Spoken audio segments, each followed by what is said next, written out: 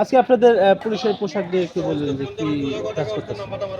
আসলে আজকে আমরা পুলিশের পোশাক দিয়ে কাজ করতে আসছি। আপনার স্টারশিপ একটা জুসের কাজ করতে আসছি।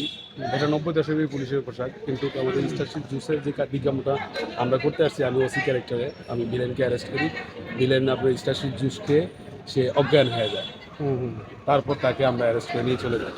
এই জন্য আমরা আজকে ৯০ দশকের মানে থিমটা হচ্ছে ৯০ দশকের, এই জন্য আমরা ৯০ দশকের পোশাকটা পরেছি। আসলে এই যে ৯০ দশকের পোশাকটা এখন দেখা যাচ্ছে না বা নতুন পোশাক আসছে। আগামীতে পুলিশের পোশাক যেটা এখন রয়েছে এটা চেঞ্জ করে দেওয়া হবে। এটা নিয়ে একটু বলবেন আমাদের। আপনার আসলে কাছে কেমন আমার লাগছে? মনে হয় এখন যে বর্তমানে যে পোশাকটা আছে আমাদের, হ্যাঁ, এই পোশাকটা আমার কাছে ভালো লাগে। ভাল লাগে? হ্যাঁ, এখন অযথায় আমাদের দেশের এই ক্রাইসিস মুভমেন্টে আমার মনে হয় না যে পোশাক পরিবর্তন করে ১০০, ২০০, ৫০০ কোটি টাকা নষ্ট করা। হুম, হুম।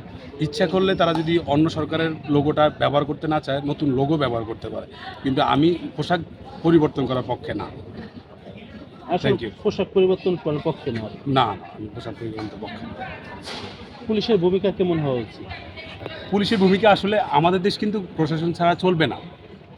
পুলিশ ছাড়া আমাদের দেশে লোকজন চলতে পারবে না। যেমন দেখেন ৫ই আগস্ট যে ঘটনাটা ঘটলো, তারপরে আমাদের দেশে প্রশাসন ছিল না। কিন্তু কেউ মানুষ ঘরে ঘুমাতে পারে না।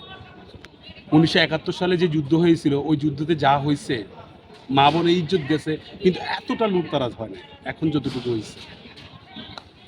দেখা যাক এখন সামনে হয়তোবা ভালো কিছু হবে। পুলিশ সবসময় প্রয়োজন নাকি? পুলিশকে সবসময় প্রয়োজন। পুলিশ ছাড়া দেশ চলবে না। এটাই স্বাভাবিক। ধন্যবাদ। আমার থেকে অনেক বোঝা, আমি ক্ষুদ্র জ্ঞানে বলি, মনে হয় চেঞ্জ করলে জিনিসটা ভালো হবে আর কি।